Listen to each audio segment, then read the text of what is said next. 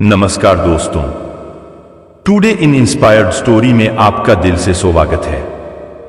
दोस्तों, जब भी कोई व्यक्ति गौतम बुद्ध के संग में शामिल होता था तो बुद्ध उसे सबसे पहले शांत रहने के लिए कहते थे। ध्यान की अवस्था में जाने से पहले उस भिक्षु को शांत रहना सिखाया जाता था। आज के दौर में हर तरफ शोरी शोर है। इसकी वजह से दिमाग में तनाव पैदा होना लाजमी है। ऐसे में अगर आप हर रोज कुछ देर मौन रहने का अभ्यास करते हैं तो इससे आपके तनाव पैदा होने वाले हार्मोन के लेवल में कमी आती है। इससे आपका दिमाग शांत होता है, गुस्सा नियंत्रित रहता है और तनाव बढ़ाने वाले हार्मोन का लेवल घटता है। आज के इस वीडियो में हम जानेंगे कि किन मौकों पर हमें शांत रहना है और किन मौकों पर हमें बोलना है, और शांत रहने से हमारे अंदर क्या बदलाव आ सकता है। दोस्तों, संध्या काल का समय था। गुरु अपने सभी शिष्यों को बुलाते हैं और कहते हैं, कल सुबह सब लोग नदी में स्नान करने के बाद तुरंत हमारी कुटिया के सामने उपस्थित हो जाना। सभी इसी से हैरान रह जाते हैं कि हम लोगों ने कुछ गलती की है क्या, लेकिन गुस्से से यह कहते हैं कि हो सकता है कि गुरुजी कल सुबह कुछ अच्छी बात बताने वाले हैं। सब लोग रात को सही समय पर सो जाते हैं और सुबह उठकर सभी लोग नदी में स्नान करने के बाद वापस गुरुजी के सामने उपस्थित हो जाते हैं। कहते हैं, आज हम तुम सबको चुप रहने के फायदे के बारे में बताऊंगा। गुरु कहते हैं, 10 मौके जहां पर चुप रहने से होता है लाभ और बोलने से नुकसान। गुरु कहते हैं, अगर आप इन 10 मौकों पर शांत हो गए यानी मौन हो गए तो आप जो चाहेंगे वही मिल जाएगा। आपकी जिंदगी में चमत्कार, एक बदलाव शुरू हो जाएंगे। जरूरत से ज्यादा बोलना या चुप रहना दोनों ही अच्छी बात नहीं है। जैसे जरूरत से ज्यादा बारिश हो जाना या फिर धूप दोनों ही दिक्कत देती है, उसी तरह अनावश्यक बोलने से भी काफी नुकसान होता है। गुरु कहते हैं कि पहला ऐसा मौका जहां पर व्यक्ति को चुप रहना चाहिए, बिना तथ्य के ना बोले। गुरु ने कहा, अगर आपके पास कोई तथ्य नहीं है तो वहां चुप रहने में ही भलाई है। चुप बैठने से दिमाग में नई कोशिकाओं का निर्माण होता है और इससे ज्ञान की वृद्धि होती है। बोलने में भलाई वही है जहां आपको किसी चीज के बारे में पूरा ज्ञान हो।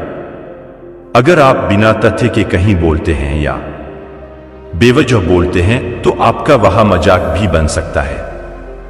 अगर आपके पास पर्याप्त जानकारी नहीं है, ऐसी जगह पर बोलने से आपका मजाक तो बनी रहेंगी, साथ ही साथ लोगों का भरोसा भी आपसे उठने लगेगा।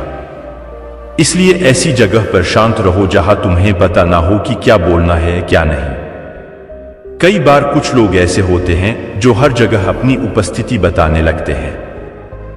उन्हें पता नहीं होता है कि हमें क्या बोलना है, लेकिन फिर भी बोलते जाते हैं और फिर बाद में दूसरे लोग उनके जाने के बाद उनका मजाक उड़ाते हैं।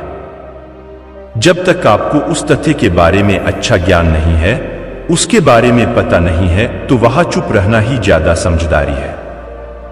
गुरु ने कहा, दूसरा ऐसा मौका जहां पर व्यक्ति को चुप रहना चाहिए, शब्दों से ना पहुंचे ठेस। अगर आपके शब्द किसी को मानसिक ठेस पहुंचा रहे हैं तो वहां चुप हो जाना चाहिए। कमजोर व्यक्ति के बारे में कुछ भी बोलकर आप महान नहीं बन सकते हैं। महान आप किसी कमजोर का साथ देने में बनेंगे। कई बार होता है कुछ लोग अपने से छोटे व्यक्ति को भला बुरा कहते रहते हैं।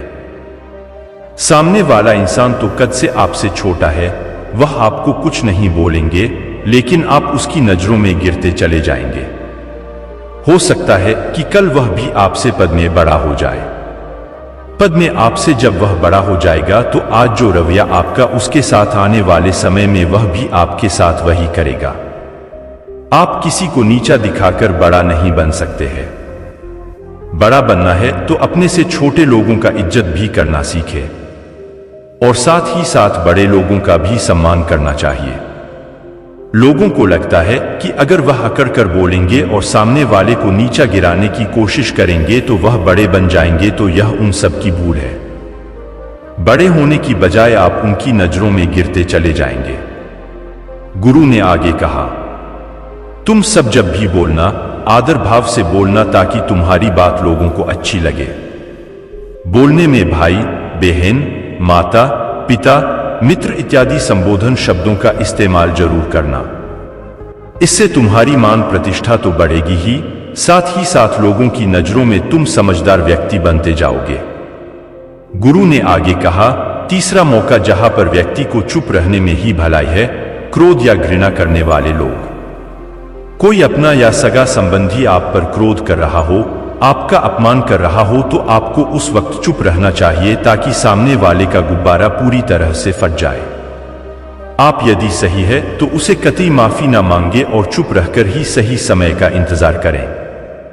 वो खुद आपसे माफी मांग लेगा जब उसे अपनी गलती का एहसास हो जाएगा। गुरु आगे कहते हैं कि अगर आपका कोई सगा संबंधी आप पर क्रोध कर रहा हो और आप उस समय शांत है, तो यह आदर सम्मान देने की निशानी होती है। इससे ना कोई छोटा होता है और ना ही बड़ा। अगर आपको क्रोध आ रहा है तो आप या तो वहां से किसी का अनादर किए बिना चले जाए या फिर चुप रहे। क्रोध करने से आपके रिश्ते खराब होंगे। क्रोध करने से हमेशा क्रोध करने वाले व्यक्ति का ही बुरा होता है। गुरु आगे कहते हैं कि एक बार की बात है, एक सांप जंगल से भागते हुए किसी राजा के घर में पहुंच गया। लोगों ने छेड़खानी की तो वह बहुत ही गुस्सा हो गया, जिससे घर में जो तलवार पड़ी हुई थी उसी को लपेटकर कसने लगा और धीरे धीरे उसका पूरा शरीर कट गया। ये गुस्सा उसे खा गया। ठीक उसी प्रकार हमारा गुस्सा भी हमारे शरीर को तलवार की भांति काटता रहता है। गुस्सा ध्यान से खत्म होता है। प्रतिदिन अगर आप ध्यान की मुद्रा में बैठे हैं तो आपका गुस्सा आपके नियंत्रण में रहना चाहिए। दोस्तों, पार्ट 2 वीडियो देखने के लिए हमारे चैनल को सब्सक्राइब जरूर है।